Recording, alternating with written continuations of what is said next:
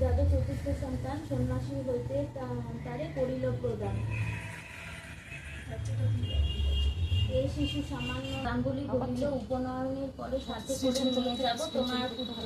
সম্মত হলেন তাহে রামনারায়ণ। ভগবান গাঙ্গুলি হয় আনন্দিত হন। প্রতিবেশী